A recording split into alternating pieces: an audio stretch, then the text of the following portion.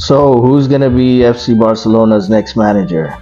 What's basically happened is that Barcelona, they're looking for a new manager after club legend Xavi confirmed earlier this year that he will depart at the end of the season. Barcelona boss Mikel Arteta is reportedly one of Barca's preferred candidates for the job, but he, along with the Manchester City and Liverpool managers, have been ruled out by Deco.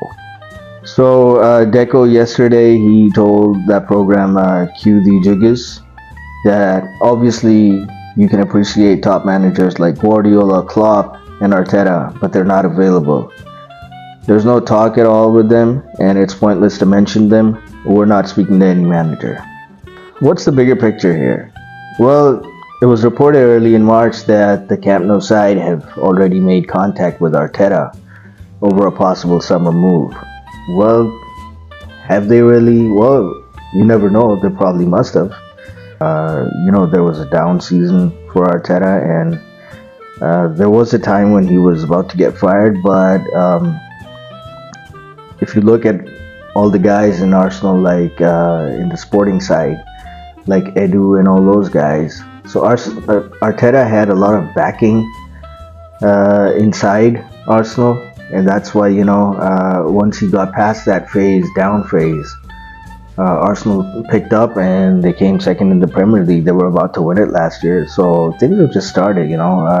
He's probably their best guy after Arsene Wenger, and they're not gonna let him go. And because he's a former Gunner as well, Arteta's not gonna make the move right now. No chance. I don't see that happening. So it's basically all speculation, but what these guys must have done is, Deco and all these guys, because they were talking to so many coaches when Xavi was having his downtime. Before Barca picked up again, that was basically when Ter Stegen was out. And we saw Jose Mourinho come in, we saw Barcelona being linked to people like Thiago Motta, and even Zerbi's agent, he was in Barcelona. Then as they say, Zerbi, he's been touted as an alternative. Then, according to the press out there, the interest in the Italian has cooled. And that was going to happen because, Zerbi, he has a pretty big release clause. And Barcelona, because they're going through this financial difficulty stage right now, they have to get to that 1v1 signing ratio. So that fair play just isn't matching up. They're not going to pay any of these managers right now. They're not going to pay release clauses right now. That's why I don't see Zerbi. And if Xavi's going to go, Barcelona is not going to be looking for somebody who's at the same or similar experience level as Xavi. And I think Roberto De Zerbi is at sort of a similar level. Yeah, he has more coaching experience in the sense that, he's coached in Serie A. But one of the experienced guys, somebody like Hansi Flick, Klopp, or someone like that, guys in their 50 plus to mid 50 range, because there's a lot in the bag. So that's why I don't see De Zerbi at all. Then, there's this ex-Bayern Munich and Germany coach, Hansi Flick. He's also in the frame, as President Laporta is said to be an admirer of the currently unemployed manager. Well, yeah, Hansi Flick is a real possibility. One of the reasons for that is that, Hansi Flick, if you look at the actions on the ground, what's actually happened is that he has hired that super agent, what's his name? Pini Zahavi. And Pini Zahavi is the agent of Robert Lewandowski. And Zahavi is also very close to Laporta because Laporta is working with 3 super agents, Zahavi, George Mendes, and it's one other guy. The Italian dude, Pimient. What's that guy, man? And so, yeah, he's working with these 3 super agents. And, Haaland's agent. And so he's working with these super agents. They're really close to him, and they're the guys helping him develop the new Barcelona. So Hansi Flick has got Pini Zahavi as the agent. He just appointed him recently, and that's why you're seeing Hansi Flick in the news all the time, promoting himself as a manager, a top manager, a Champions League winning manager who's available. Not only that, he's also been meeting Spanish guys. There've been a couple of Spanish German names that have come up who are coaches of different teams. That Hansi Flick is gonna have them on their team. And he's also gone to Manchester City and he's met some of their Spanish people as well. So yeah, we can tell that his first choice is Barcelona. And if not Barcelona, then it's going to be some team in the in the Premier League. And there's going to be a lot of availability in the Premier League because Ten Hag could be in trouble. Liverpool, they need a new coach, so he's definitely in the running, along with Xabi Alonso. And then obviously there are other teams, maybe Chelsea. You never know who that team's going to be, but there are definitely going to be some changes at the end of the season. We can expect that. What's next for Barcelona? Well, while Barcelona search for a replacement for Xavi, the ex-Spain international midfielder will hope to keep them in contention to win the Champions League, with the Blaugrana set to face PSG in the quarterfinals next month. So what's going on here is that basically when Ter Stegen was out and there were so many injuries, Barcelona started to lose. And when their top four, the contention for the top four in La Liga was under threat, how these Spanish guys work is that, they start looking at other guys, they start contacting them, and that's what Laporta and Deco started doing. And when they started doing that, Xavi found out that, hey, they're looking for a new coach. They're not backing me like, the guys at Arsenal were backing Arteta. So the Barca guys weren't doing that. There's a lot of politics here. And there were all sorts of, the news beats started flying around that, when Pep Guardiola became the coach of Barcelona, he wanted to kick some guys out like Ronaldinho, Deco, and all these guys. And Xavi and those guys didn't back Deco, and so Deco and Xavi maybe have this thing going on between them. So there were all sorts of rumors and stuff, but I don't think any of them are true. And so and then people were like, hey, Vitor Roque is a Deco signing, but why isn't he playing? And maybe Xavi's angry at Deco, and that's why, because Roque is a Deco signing, so Xavi's like benched him on purpose or something like that. So all sorts of crazy speculation flying left, right, center. So getting back to the thing, they had started contacting other coaches. They want to stay in that top four. And so what happened was that Xavi, he was like, you guys aren't backing me. And so he's decided, so he preempted everything. And he said that, hey, I'm leaving at the end of the season. So once he did that, it took all the pressure off him. The anti-media stuff about Xavi, that stopped all of a sudden. And Barcelona just picked up their game from there on. And the clever thing about it was that once you say you're going to resign at the end of the season, the chances of them firing you in the middle of the season, although, Xavi being a Barcelona legend, it's really hard for Laporta to fire him in the middle of the season. It becomes really difficult. And so, Xavi now, he had that lifeline till the end of the season. Although Barcelona were still losing even after the announcement.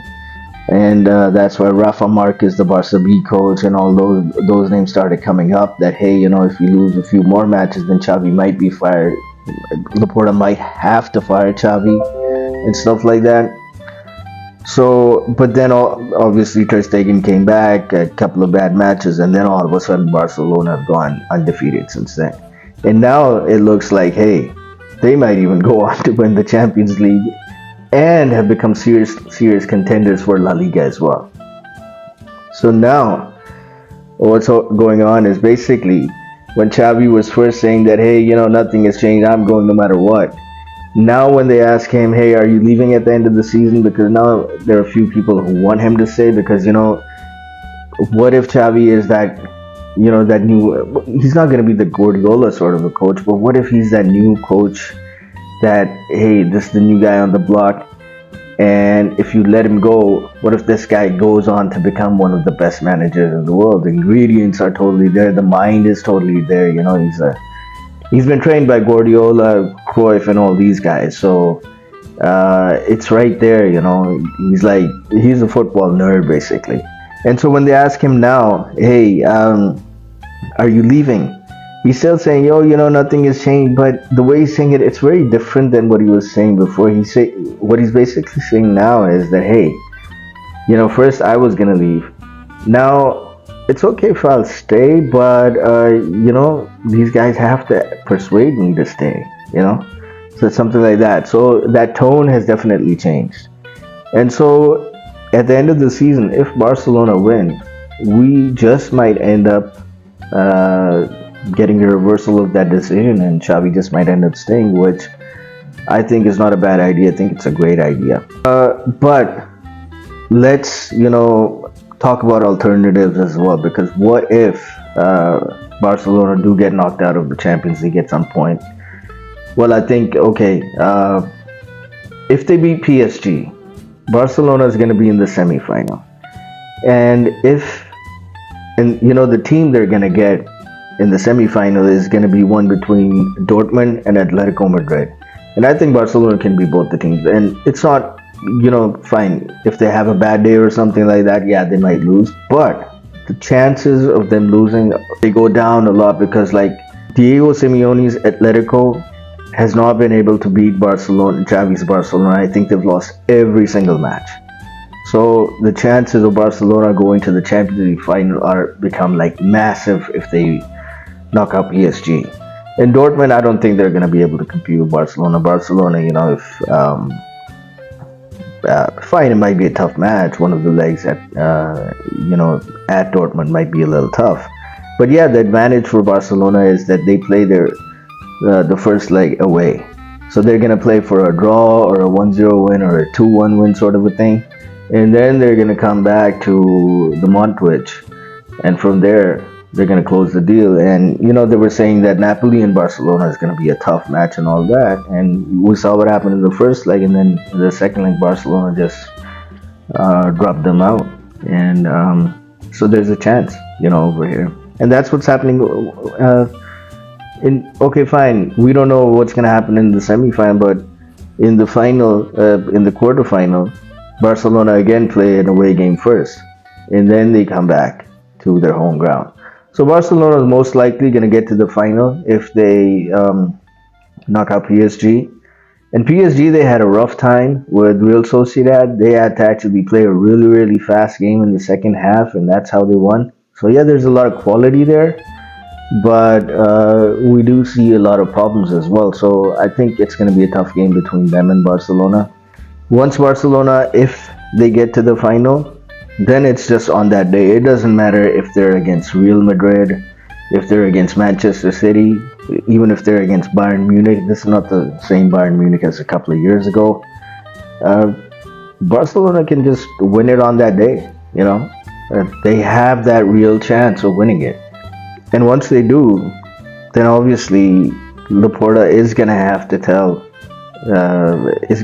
go and say to Xavi that, hey man, you got to stay. So a lot of complications here. But now, okay, fine. If this doesn't happen, then and Barcelona end up losing to Real Madrid in La Liga, which is an 8-point gap right now. So it can be covered, and the league is always decided in the last 8 games. That option looks a little more tougher than the Champions League, because in La Liga it's all the rumors about the refs and all that stuff. So a lot of that stuff does depend on what sort of decisions the referees make and all that. But we'll see what happens over there.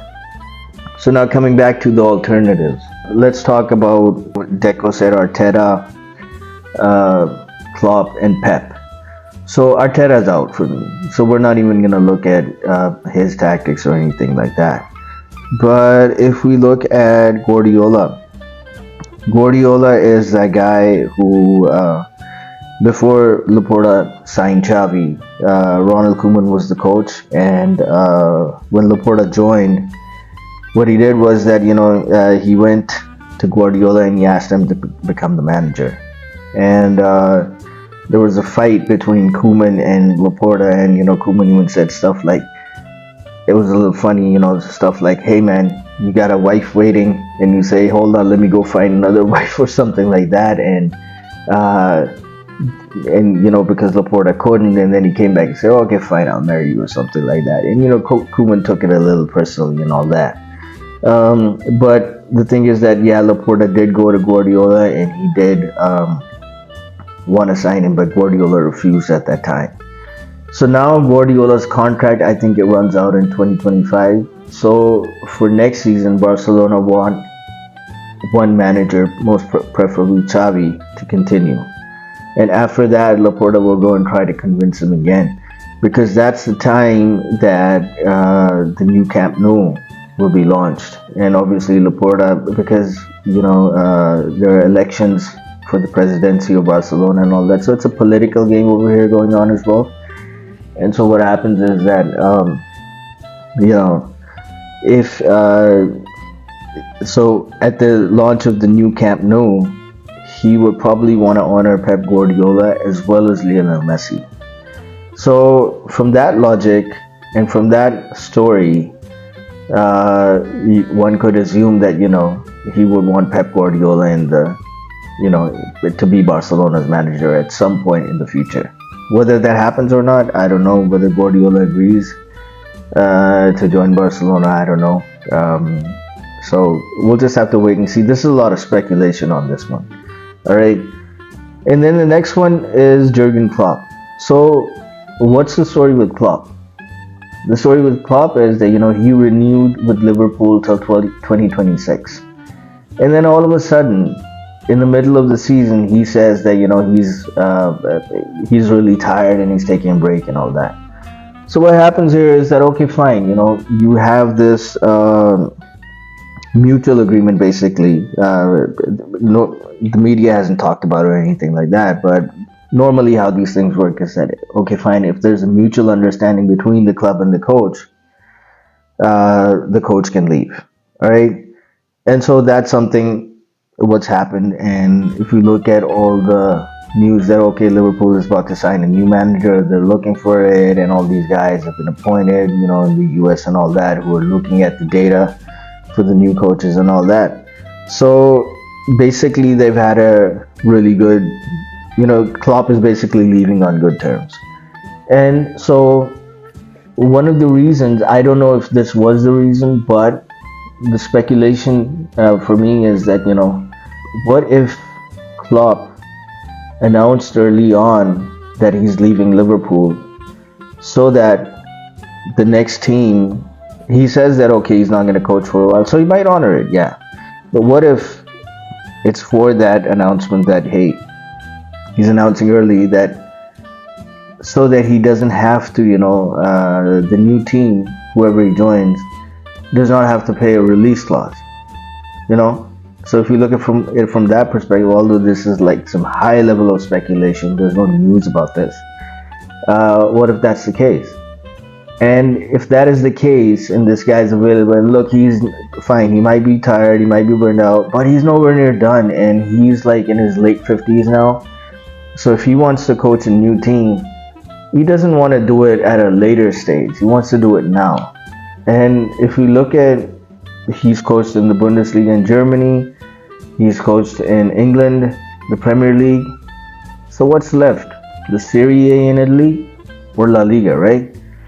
And so if we look at the timing of Xavi's announcement and the timing of Klopp's announcement, it just coincides. And what better team? Okay, fine, maybe you get an opportunity at Real Madrid next year. What if Real Madrid sack Ancelotti after 1 year? So maybe Klopp waits for 1 year and then joins Real Madrid. Or he joins Barcelona now. And knowing the guys at Barcelona, and how before Laporta became the president, he was talking about all these German managers and all that. So Laporta does realize that, that German DNA is what Barcelona need now. And so is he gonna miss this opportunity of signing Klopp? Well, the answer is I think something might happen around Klopp, and even if Deco has said that, hey, it's not worth mentioning, I think it's just for the media. So let's see what happens. Anyways, let's look at the tactics of Guardiola, Klopp, and Xavi and let's see who's going to be the best one for Barcelona. So if we look at let's look at Guardiola first. Well, let's look at Xavi first. So Xavi basically sets up in a 4-3-3, which is something like this.